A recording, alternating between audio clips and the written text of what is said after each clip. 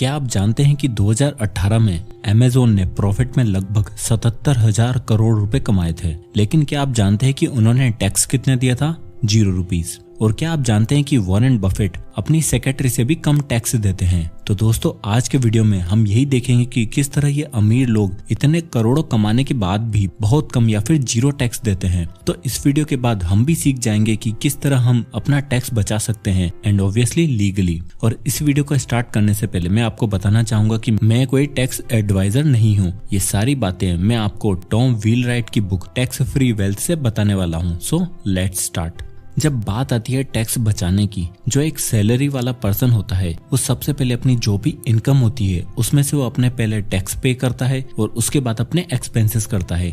जबकि एक business owner उसकी जितनी भी इनकम होती है उसमें से वो सबसे पहले एक्सपेंसेस करता है और उसके बाद जो प्रॉफिट होता है वो उस पर टैक्स पे करता है। इसलिए बिजनेस ओनर के पास बहुत सारे ऐसे बेनिफिट्स होते हैं जिनसे वो अपनी टैक्स की प्लानिंग कर सकता है। तो सबसे पहला रूल आता है डिवाइड योर इनकम।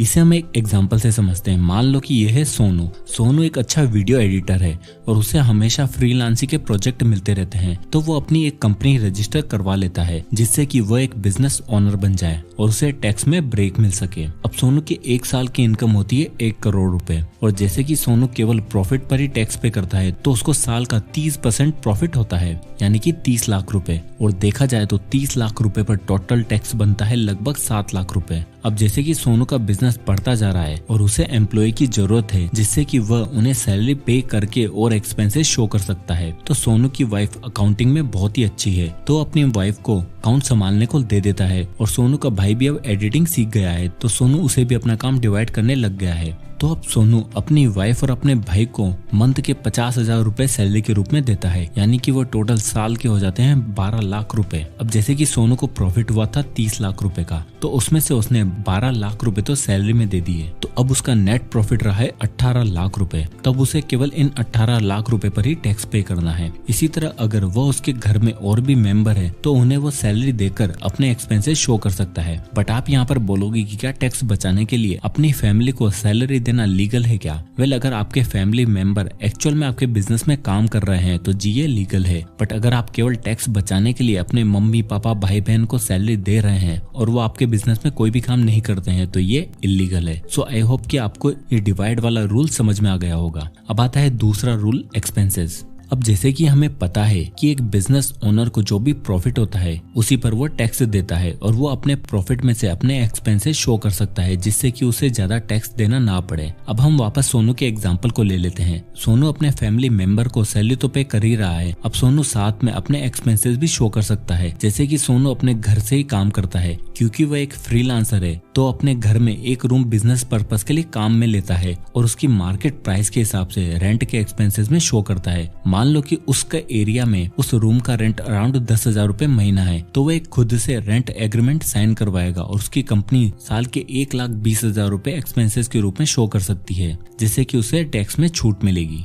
अब सोनू दिन में लंच भी करेगा, रूम का एसी ऑन भी करेगा, और अगर उसे बिजनेस में मीटिंग के लिए कहीं जाना भी होगा तो गाड़ी में पेट्रोल भी भरवाएगा, तो ये सारे एक्सपेंसेस वो शो कर सकता है। यहाँ तक कि अमीर लोग जब बिजनेस के लिए दूसरे देशों में जाते हैं तो वो सारे एक्सपेंसेस, चाहे फ्लाइट की टिकट हो या फिर 5 स्टार होटल्स में रुकना, ये सारे एक्सपेंसेस वो बिजनेस में शो कर सकते हैं, जिससे उन्हें 2 फायदे होते हैं। एक तो उनका बिजनेस का पर्पस सॉल्व हो जाता है और साथ ही साथ वो लोग अलग अलग कंट्री में ट्रेवल भी करके आ जाते हैं। अब जैसे सोनू और उसकी वाइफ स्वीटी दोनों एक ही बिजनेस में हैं, तो वो दोनों चाहें तो बाहर रेस्टोरेंट में जाकर लंच भी कर सकते हैं और साथ में अपने बिजनेस के बारे में डिस्कस भी कर सकते हैं। बट हमें यहाँ पर ये बात ध्यान रखनी है कि अगर आप कोई भी एक्सपेंसेस बिजनेस में शो करते हो, चाहे होटल्स में ठहरना, पेट्रोल का खर्चा, रेस्टोरेंट का खर्चा, तो आप एक्चुअल में उसी काम के लिए गए हो, नहीं तो ये सब लीगल नहीं होगा। अब आता है तीसरा रूल, डेप्रिसिएशन एंड अमोर्टाइजेशन। ये अमीरों का फेवरेट रूल है। मान लो कि सोनू अपने काम के लिए एक लैपटॉप लेता है जिसकी कीमत है 60,000 रुपए, तो ऑब्वियसली उसने ये लैपटॉप काम के लिए लिया है तो वो उसका डेप्रिसिएशन क्लेम कर सकता है। बट उसे एक साथ 60,000 रुपए का डिडक्शन नहीं मिलेगा, वह हर साल 20-20 हजार रुपए डेप्रिसिएशन के रूप में क्लेम करेगा, क्योंकि लॉ ये मानती है कि एक लैपटॉप 3 साल के अंदर बेकार हो जाएगा तो उसकी कीमत हर साल कम होती जाएगी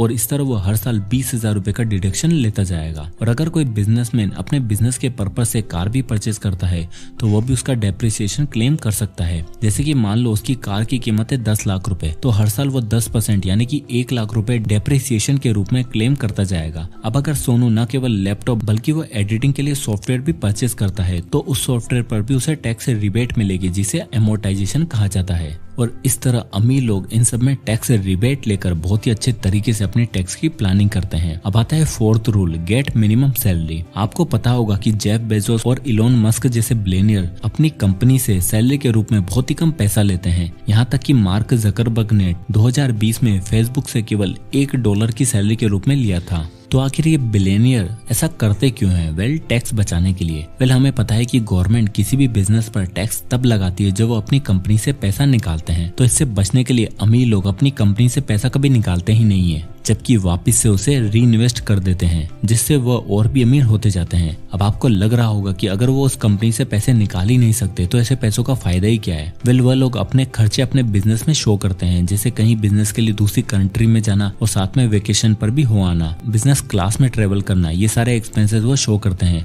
बट फिर भी उन्हें कभी लगता है कि उन्हें खुद के लिए घर या गाड़ी खरीदनी है तो अपनी कंपनी के कुछ शेयर बेच देते हैं और अपने लिए घर गाड़ी जो भी खरीदना होता है उसे खरीद लेते हैं। अब देखा जाए तो ये सारे टैक्स ब्रेक्स केवल बिजनेस ओनर एंड इन्वेस्टर के लिए ही हैं और एक सैलरी वाले पर्सन के लिए कुछ ज्यादा होता नहीं है। तो आखिर गवर्नमेंट बिजनेस को ये सारी फैसिलिटी देती क्यों है? तो उसका आंसर है कि जब कोई बिजनेस ओपन करता है तो वो बाकी लोगों के लिए जॉब क्रिएट करता है और अपनी कंट्री की इकोनॉमी को ग्रो करने में हाथ बटाता है।